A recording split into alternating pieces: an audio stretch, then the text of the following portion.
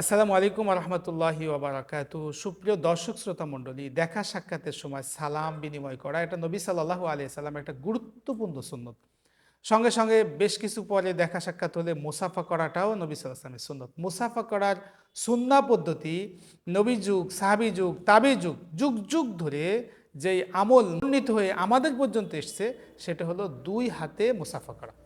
মুসাফা হবে কয় হাতে? দুই হাতেই মুসাফা করা। কিন্তু অতীব দুঃখের বিষয় হচ্ছে ইংরেজদের আগমনের ফলে আমাদের দেশে আমরা মুসলমানরা এখন এক হাতে মুসাফা শুরু করে দিছি, যেটাকে বলা হয় হ্যান্ডশেক। আমরা এক হাতে হ্যান্ডশেক শুরু করে দিছি। আসলে সুন্নাত কি? সুন্নাত হলো দুই হাতে মুসাফা করা। ইমাম বুখারী রহমতুল্লাহ আলাইহি তার কিতাবের মধ্যে বাবুল মুসাফা একটা অধ্যায় নিয়ে এসেছেন, আবার একটা অধ্যায় নিয়ে এসেছেন বাবুল আখজ বিল ইয়াদাইন, দুই হাতে ধরা। সেখানে উনি একটা হাদিস এনেছেন যে বাবুল মুসাফাতে যে আব্দুল্লাহ ইবনে মাসউদ রাদিয়াল্লাহু তাআলা থেকে, আব্দুল্লাহ ইবনে মাসউদ রাদিয়াল্লাহু তাআলা বলেছেন, আল্লামানি রাসূলুল্লাহ সাল্লাল্লাহু আলাইহি সাল্লাম আত-তাশাহুদ, নবী আমাকে তাশাহুদ শিখিয়েছেন। ওয়া কাফফি বাইনা কাফফাই রাসূলিল্লাহি সাল্লাল্লাহু আলাইহি সাল্লাম, আমার হাত ছিল নবীর দুই হাতের মাঝখানে। ইমাম বুখারী হাদিস নিয়ে আসছেন, মুসাফা সুরতে ওনাকে তাশাহুদ শেখানো হয়েছে। এবং ইমাম বুখারী রহমতুল্লাহ আলাইহি ওখানে ইমাম হাম্মাদ এবং আব্দুল্লাহ ইবনে মুবারক, এনারা দুইজন সেই যুগের বড় বিখ্যাত ইমাম ছিলেন। এনাদের একবার দেখা হয়েছিল মক্কাতে।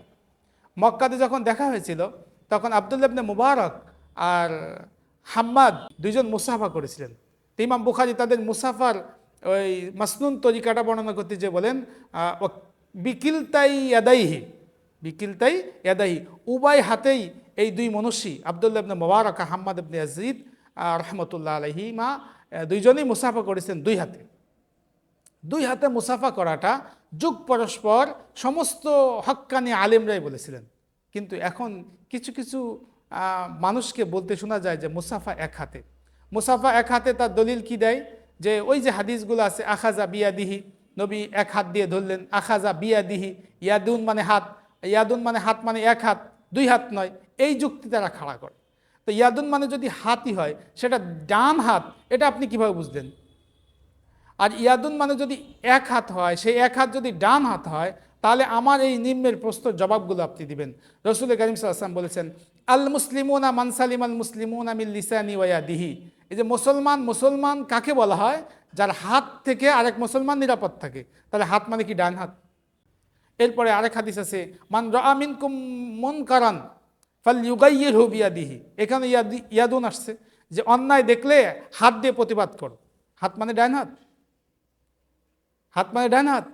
এরপরে রাসূল কারীম সাল্লাল্লাহু আলাইহি ওয়াসাল্লাম দোয়া করতেন, আল্লাহুম্মা জাআলনি ফি আইনি নূরা ওয়া ফি ইয়াদি নূরা, আমার চোখে নূর দেন, আমার চেহারায় নূর দেন, আমার হাতে নূর দেন। তাহলে হাত মানে কি ডান হাত? বাম হাতে নূর লাগবে না? কোরআনে কারীম বলছেন, ওয়ালা তাজআল ইয়াদাকা মাগলুলাতান ইলা উনুক। এই যে মাগলুলাতান, ইয়াদাকা, ইয়াদাকা মানে কি ডান হাত। অর্থাৎ শরীরের যে অংশগুলো দুইটা করে আছে, চোখ, হাত, এগুলা একটা বললেই দুইটাই বোঝায়। হাত বললে দুই হাতই বোঝায়, চোখ বললে দুই চোখই বোঝায়, পা বললে দুই পাও বোঝায়। যেমন বলে, তুমি আমার চোখের সামনেতে সরে যাও, এর অর্থ কি? এই যে ডান চোখের সামনেতে সরে যাবে। তোমার তোমার বাড়িতে আমি পা রাখবো না, মানে কি ডান পা? না, প্রিয় দর্শক, এটা বুঝতে ভুল করেছে। ইয়াদুন মানেই দুই হাত, ইয়াদুন মানেই দুই হাত, যেমন আইনুন মানে দুই চোখ। তদ্রূপভাবে মুসাফার ক্ষেত্রে ইয়াদুন শব্দটা আসছে এই ধোকায়, অনেকে এক হাতে মুসাফা করার চেষ্টা করে। এটা ঠিক নয়। রাসূল কারীম সাল্লাল্লাহু আলাইহি ওয়াসাল্লাম যেভাবে আমাদেরকে শিখিয়েছেন, তাবিনরা যেভাবে আমাদেরকে শিখিয়েছেন, আব্দুল্লাহ ইবনে মুবারক, হাম্মাদ ইবনে ইয়াজিদ যেভাবে মুসাফা করেছিলেন, এটাই হচ্ছে মুসাফা করার সুন্নাহ পদ্ধতি। আল্লাহ সুবহানাহু ওয়া তাআলা সুন্নাহ পদ্ধতি অনুযায়ী আমাদেরকে দুই হাতেই মুসাফা করার তৌফিক দান করেন। আসসালামু আলাইকুম ওয়া রাহমাতুল্লাহ।